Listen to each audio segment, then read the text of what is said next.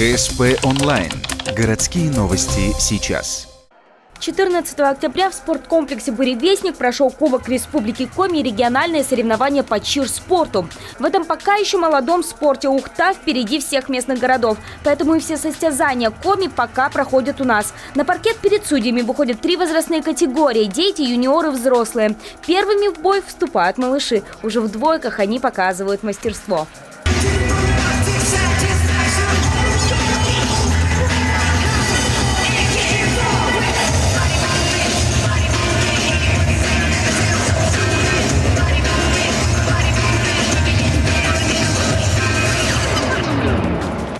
Выступить на этих стартах пожелали 150 спортсменов. Из-за того, что спорт начал развиваться в Коми совсем недавно, первый чемпионат республики прошел в феврале этого года, то и география участников не обширная. Ухта, Сыктывкар, Сосногорск. Они выступают в 3 видах. В данный момент по направлениям чир-хип-хоп, чир-джаз и чир-фристайл.